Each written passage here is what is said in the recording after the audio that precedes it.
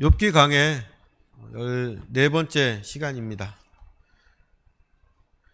제가 지난주에 아주 오랜만에 이 대중교통 수단을 이용해서 대전에 왔어요. 저희 집에서 이 교회까지 오려면 마곡역, 서울역, 대전역 이렇게 지하철을 세 군데를 지나서 와야 합니다. 집 근처에 이제 마곡역이라는 곳이 있는데 거기에 전신 거울이 있어요. 그곳에 제 모습을 비춰보고 깜짝 놀랐어요. 살이 너무 빠진 거예요. 이전에 볼 수 없는 날씬한 몸매였습니다. 그래서 다리 다친 동안에 내가 잘 못 먹어서 살이 빠졌구나 이렇게 했어요. 그런데 이제 서울역을 갔어요. 근데 거기도 전신 거울이 있는 겁니다.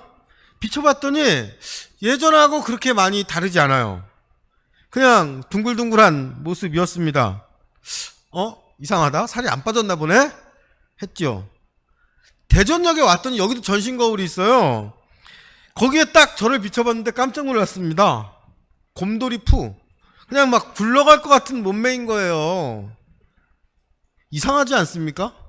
서울에서 대전 오는 동안 살찐 건 아닐 텐데 왜 저의 몸매가 이렇게 달라 보일까요? 문제는 제 몸이 아니라 거울입니다. 지하철역 세 군데에 있는 거울이 다 다르게 저를 비춘 거죠. 그러면 그 중에서 어떤 거울의 모습이 실제 제 모습일까요? 여기서 우리는 아주 근본적인 철학의 문제를 만납니다. 인간은 무엇을 알 수 있는가? 인식론에 관한 문제예요. 저는 제 몸매가 어떤지, 제 얼굴이 어떻게 생겼는지 직접 확인할 수 없죠. 장담하건대 여기 있는 분 중에서 자기 몸과 몸매를 직접 본 사람은 아무도 없습니다. 내가 나를 보려면 어떤 도구를 사용해서 나를 다른 사람인 것처럼 바꾸어서 볼 수밖에 없죠. 거울이나 카메라 이런 도구로 나의 모습을 비춰봐야 됩니다. 그런데 이 모습은 실제 모습이 아니기 때문에 말씀드린 에피소드처럼 무엇으로 비추느냐에 따라서 거울에 따라서 카메라에 따라서 다르게 보일 수 있는 거죠. 무엇인가에 비춰봐야 나를 알 수 있는데 나를 비추는 그게 진짜 내 모습인지 아닌지 확신할 수 없는 겁니다.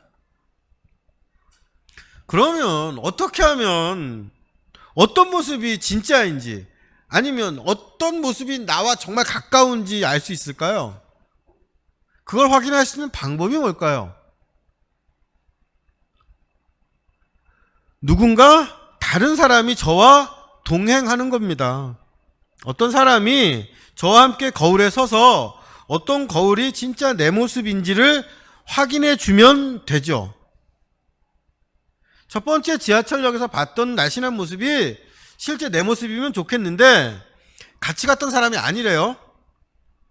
대전역에서 봤던 그 모습이 저의 모습에 가깝다고 합니다. 그래서 실망해서 다른 사람을 데려왔어요. 그랬더니 이 사람도 똑같은 얘기를 해요. 오기가 생겨서 세 번째 사람을 데려와서 좀 봐달라고 했어요. 그런데 이 사람도 대전역 거울이 제일 정확하다고 합니다. 그런 결론이 뭐예요? 저는 살이 찐 거예요. 나는 내 자신을 객관적으로 볼 수 없기 때문에 이걸 확인해 줄 목격자, 증인이 필요합니다. 그리고 이 증인이 세 명이서 똑같은 얘기를 하면 그 말을 믿을 수밖에 없는 거죠. 지금까지 저희가 살펴본 욥기에서 욥과 세 친구가 대화를 하는데 이 대화는 욥이 하나님께 억울함을 호소하면 친구들이 여기에 증언을 해주는 증인으로 나서는 재판 형식으로 진행이 되고 있어요. 고대 중동과 신명기 율법에 따르면 어떤 사람의 죄를 확정할 때는 증인이 필요했는데 보통은 2명, 중요한 죄의 경우에는 3명의 증인이 필요했습니다.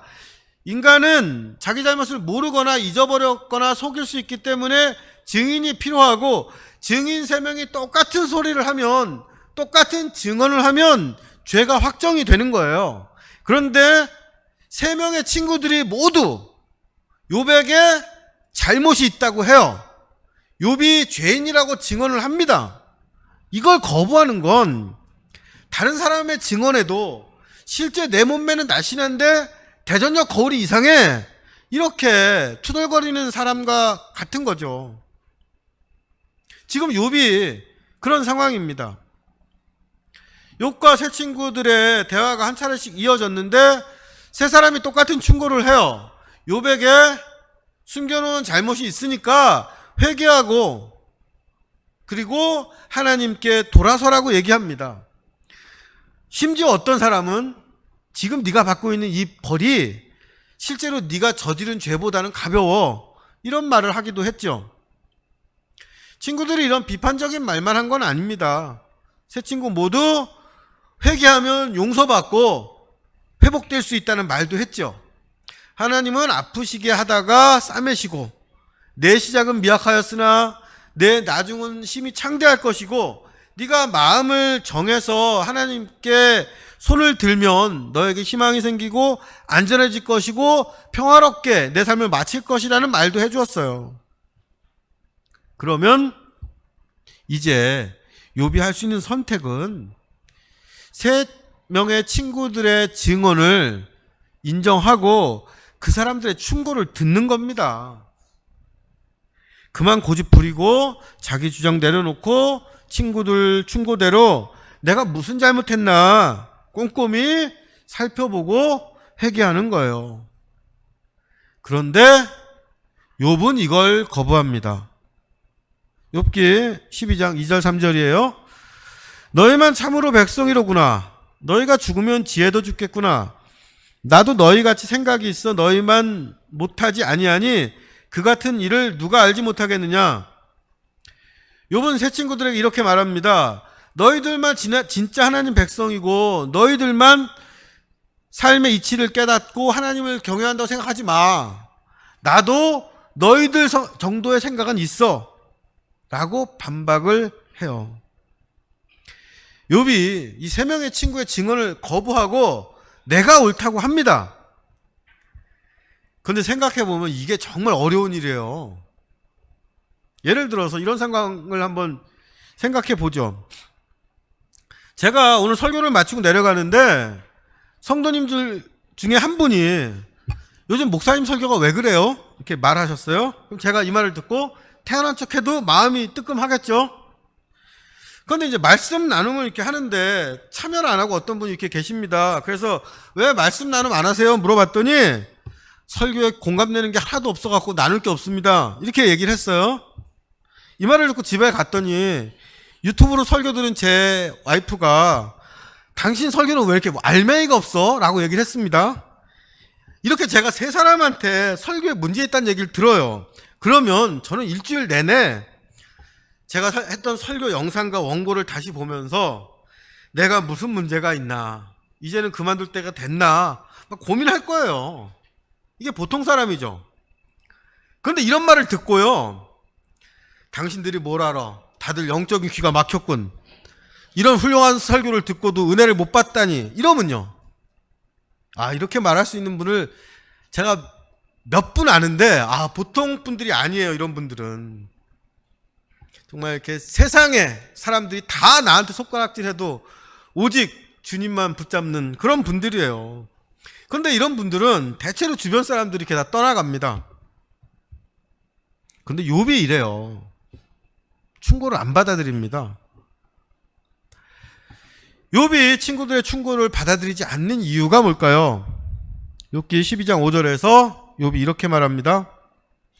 평안한 자의 마음은 재앙을 멸시하나 재앙이 실족하는 자를 기다리는구나. 이 구절을 표준 세번역은 이렇게 번역을 합니다. 고통을 당해보지 않은 너희가 불행한 내 처지를 비웃고 있다. 너희는 넘어지려는 사람을 떠민다.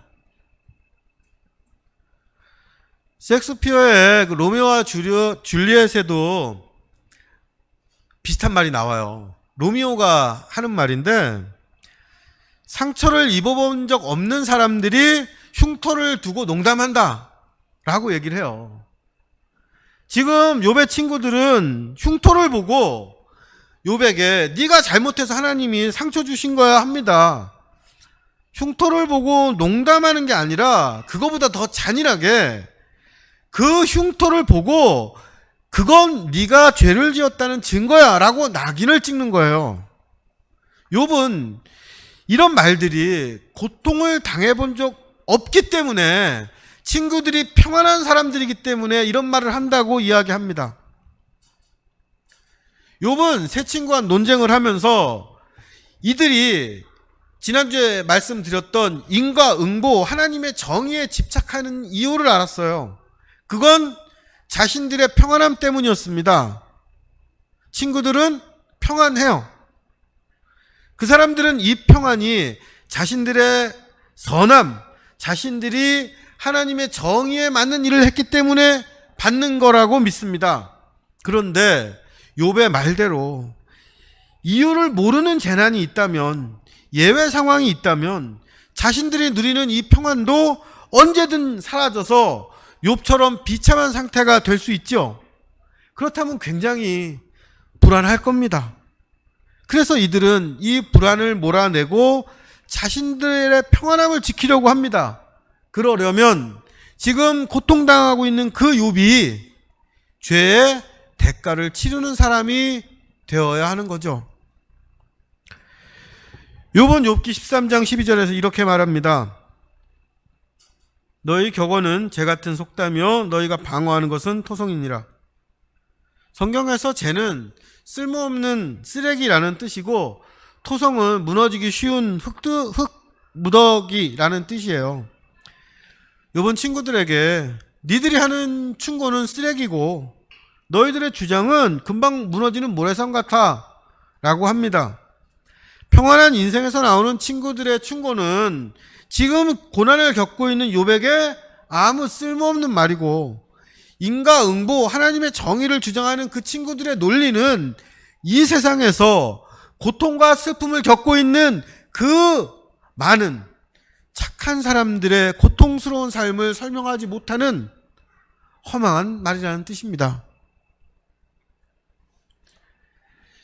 욥과 세 친구는 대립하고 있습니다. 그리고 욥을 편들어주는 증인이 아무도 없어요. 그런데요, 잘 생각해 보면 욥의 편에 서 있는 사람들이 있습니다. 누굴까요? 욥의 편에 서 있는 사람들. 지금 욥기를 읽고 있는 사람들. 바로 저와 여러분입니다. 하나님께서 욥기 1장 2장을 통해서 미리 진실을 알려주셔서 우리는 욥의 말이 옳다는 걸 알죠. 그래서 욥이 왜 이런 말을 하는지 이해하고 자기 편 없는 욥에게 안쓰러워합니다.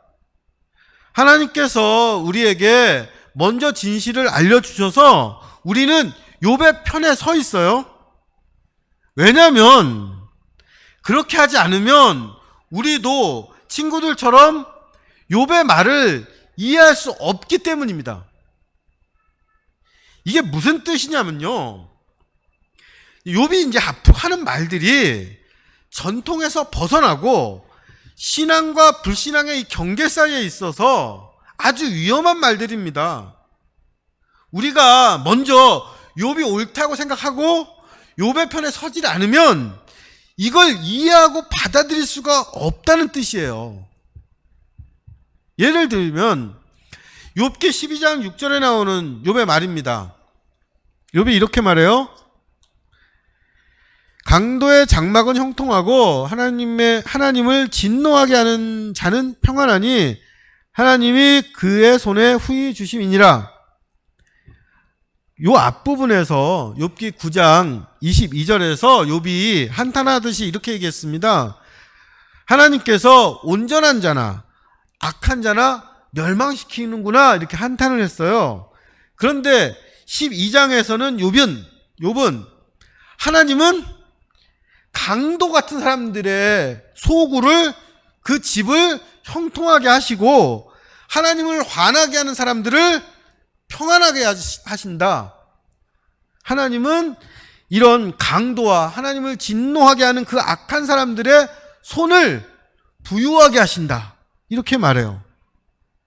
하나님에 대한 욥의 평가가 그 전보다 더 비관적이 된 겁니다. 또 다른 예로 욥은 물에 대해서 이야기합니다. 사람과 이 세상에 꼭 필요한 게 물이죠. 그래서 엘리바스는 욥기 5장 10절에서 비를 땅에 내리시고 물을 밭에 내보내시는 하나님의 능력을 찬양했었습니다. 그런데 욥은 12장 15절에서 이렇게 말을 해요. 그는 하나님입니다. 그가 물을 막으신즉 곧 마르고 물을 보내신즉 곧 땅을 뒤집나니. 하나님이 이 땅에 물을 보내시는 분은 맞는데 어떤 때는 물을 막으셔서 이 세상이 바짝 말라붙게 되고 또 어떤 때는 물을 너무 많이 보내셔서 땅이 다 뒤집어진다는 겁니다. 가뭄과 홍수를 말하는 거죠. 엘리바스는 비를 내려서 밭에 곡식을 자라게 하는 평안을 주는 하나님만 얘기했는데 욥은 가뭄으로 곡식을 말라 죽게 하시고 홍수로 농사지었던 걸 다 쓸어가 버리시는 하나님을 이야기합니다. 그리고 여기에 보이지 않지만 가뭄과 홍수로 고통받는 수많은 이 땅의 사람들이 있죠. 하나님을 믿는 사람들은 그 증거로 이 세상에 규칙적인 자연 법칙이 있는 걸 이야기해요. 봐라, 이런 규칙이 있고 법칙이 있는 걸 보면 하나님이 계시지 않느냐.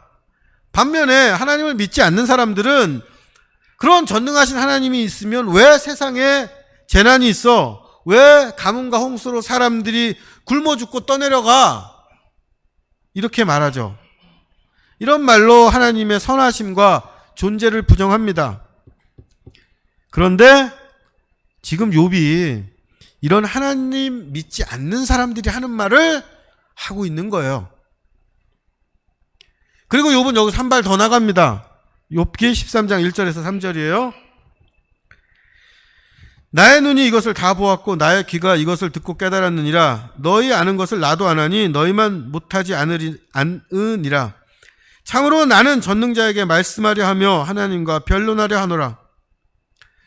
욥은 이제 친구들과 논쟁 그만하고 전능자에게 하나님에게 직접 말을 하고 하나님과 변론하겠다고 합니다. 여기서 변론으로 번역된 단어가 야카흐라는 단어인데 이게 재판에서 쓰는 말이에요. 법정 용어요. 결정한다, 책망한다, 옳고 그름을 따진다 이런 뜻입니다. 하나님과 변론한다는 건 하나님과 옳고 그른지 따져보겠다. 좀 더 쉽게 말하면 하나님 고발하겠어라는 뜻이에요. 그 앞에서 하나님 그냥 나 좀 너무 고통스러우니까 이제 죽었으면 좋겠습니다 라고 했던 욥이 뭔가 힘을 내요. 목숨을 다해서 뭔가 하려고 합니다. 근데 그게 뭐냐면 하나님과 재판이에요. 욥기 13장 13절에서 16절입니다. 우리 성도님들이 한번 읽어주시죠.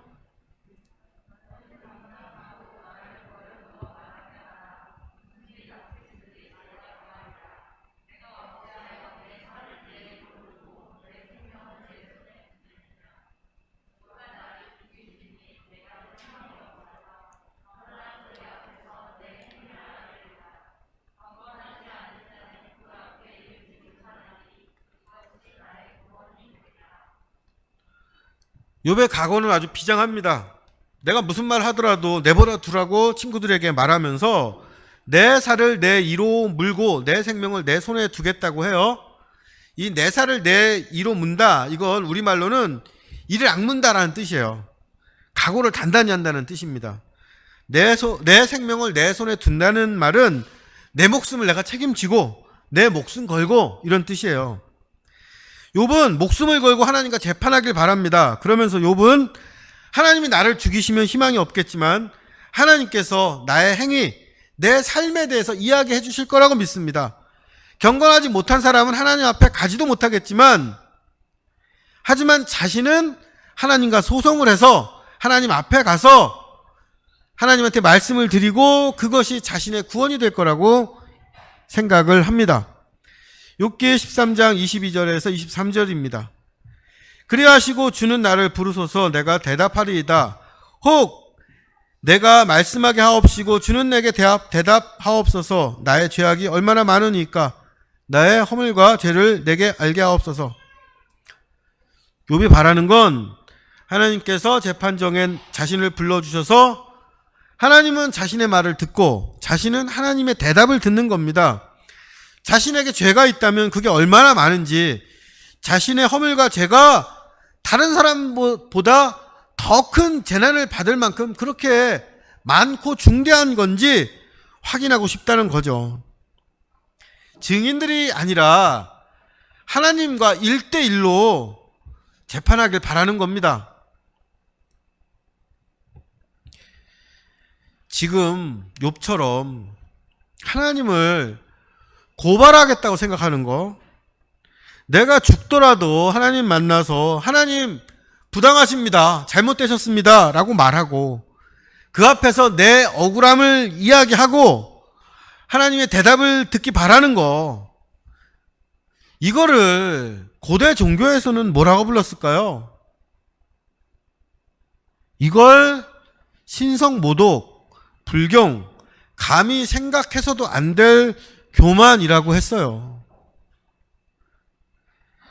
신을 고발하고 그 신의 옳고 그름을 인간이 따진다는 건 당시에 그 어떤 종교에서도 상상하지 못했던 일입니다. 이런 걸 요구하면 신을 모독한다고 죽음까지 당했어요. 그런데 성경을 통해서 자신을 계시하신 하나님께서는 욥의 입을 통해서 이러한 일을 가능한 일로, 우리가 해도 되는 일로 만들어 주십니다. 우리는 욥이 온전하고 정직하여 하나님을 경외하고 악에서 떠난 의로운 사람이라는 걸 이미 알기 때문에 욥의 말을 받아들일 수가 있습니다. 하나님께서는 아무도 편들어 주지 않는 그 욥의 입을 통해서 누구도 상상하지 못했던 일을 우리에게 허락해 주세요. 욥을 통해서 하나님과 인간 사이에 새로운 길을 여시는 겁니다. 인간이 제사나 절기 같은 종교 예식이나 제사장과 같은 특별한 사람을 통하지 않아도 스스로 결단해서 하나님께 직접 자기의 삶을 아뢰고 하나님 앞에 내 억울함을 토로하고 하나님의 대답을 들을 수 있는 길입니다. 하나님과 변론하겠다는 말에 하나님이 이렇게 응답하시죠. 이사야서 1장 18절입니다. 여호와께서 말씀하시되 오라 우리가 변론하자. 너희 죄가 주홍 같을지라도 눈과 같이 희어질 것이요 진홍같이 붉을지라도 양털같이 희게 되리라. 욥 같은 의인만 오지 말고 다 와라. 죄인들도 와라. 와서 우리 서로 변론하자.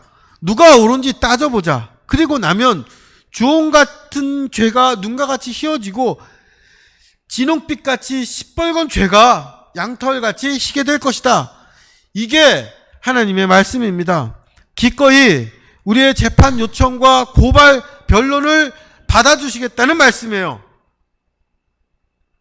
그런데 문제가 뭡니까? 우리에게는 욥과 같은 간절함, 정직함이 없는 겁니다. 다른 사람이 뭐라고 해도 하나님 앞에서 인정받겠다는 갈망이 사라졌어요. 오라 우리가 서로 변론하자는 이사야서 말씀도 사실은 그런 맥락입니다. 너희들이 나에게 재판이라도 하자고 하면 좋겠다. 뭐가 옳은지 그른지 따져보자고 하면, 그래서 내 앞에 나오면 좋겠는데 오히려 너희가 나를 거절하고 배반하는구나. 정의와 공의는 묻지도 않고 찌꺼기 섞인 은처럼 물탄 포도주처럼 수술성을 잃고 뇌물을 사랑하고 고아 과부를 억울하게 하면서도 아무 문제 없이 살고 있으니 나는 그게 슬프다는 말씀이에요. 하나님을 고발하는 건 아주 역설적인 말입니다. 이 세상에서 고통과 슬픔을 겪으면서 한탄하고 친구들에게조차 이해받지 못하며 분노하면서도 그래도 하나님이 실제하시고 내 삶을 다스린다는 믿음이 있어야 하나님을 고발할 수가 있습니다. 하나님이 나를 인정하든 말든 상관없고 하나님께 바라는 소망이고 기대고 이런 거 없고 간절할 것도 억울할 것도 없어서 그냥 사람들에게 인정받으면 되는 그런 사람은 절대 하나님 고발하지 않습니다. 그럼 하나님 고발한다는 건 뭘까요? 우리 어떻게 하나님 고발할 수 있을까요? 사람들끼리도 사사건건 아무 일도 아닌 거 가지고 고발하고 재판하진 않죠. 두 사람 사이에 아주 중요하지만 해결하지 않는 문제와 사건이 있어야 고발할 수 있습니다. 하나님 고발하는 것도 마찬가지입니다. 하나님을 고발하는 건 투덜거리는 거 아닙니다. 호기심 푸는 일도 아니에요. 되면 좋고 아니면 말고 하는 것도 아닙니다. 하나님 도대체 왜 그러십니까?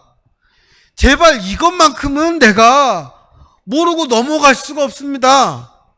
이 문제는 내 인생이 달린 문제입니다. 제발 한 말씀만 해주세요. 꼭 답을 얻어야 되는 인생의 문제를 놓고 내 이름을 걸고 이걸 하나님께 제출하는 거예요. 내 이름으로 된 인생의 질문을 품고 하나님을 만나는 게 하나님 고발한다는 뜻입니다. 로맨갈이라는 소설가의 자기 앞에 생이라는 소설이 있어요. 여기에 모모라는 어린 소년이 이웃에 사는 지혜로운 할아버지에게 이렇게 물어봐요. 하밀 할아버지, 인간은 사랑 없이 살 수 있나요? 인간은 사랑 없이 살 수 있냐는 어린아이의 질문에 노인은 부끄러운 듯이 고개를 숙이며 대답합니다. 그렇단다. 누군가 저에게 인간은 하나님 없이 살 수 있나요? 하나님에 대한 질문 없이 살 수 있나요? 이렇게 물어본다면 저도 부끄러운 듯이 고개 숙이며 대답할 것 같습니다. 그렇다. 하나님 없어도 그 하나님께 듣고 싶은 인생의 질문 없어도 인간은 살 수 있어요. 오히려 더 잘 사는 것처럼 보일 수도 있습니다. 먹고 마시고 일하고 돈 벌고 가끔 기쁘고 가끔 우울하게 그냥 그렇게 살 수 있어요. 그러나 사랑 없는 삶이 삭막한 생존인 것처럼 하나님에 대한 질문 하나 품지 못한 그 인생은 결국은 나는 누구지? 라는 공허와 무의미를 만나는 걸 저는 너무 많이 목격했습니다. 욥기를 통해서 하나님께서는 나를 고발하라고 하십니다. 우리에게 하나님을 고발하고 싶은 마음이 생기길 바랍니다. 하나님께 꼭 말씀드리고 싶은 마음의 간절함이 있길 바라요. 다른 사람이 누가 뭐라고 해도 하나님께 답을 얻고 싶은 뜨거운 소망이 있기를 바랍니다. 아무도 내 편 안 들어줘도 내 마음 아시죠?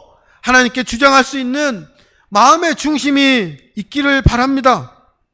하나님께서 반드시 그분을 고발하신 그 사람들에게 하나님만 주실 수 있는 인생의 답을 주실 거라 믿고 또한 간구합니다. 말씀 기억하시면서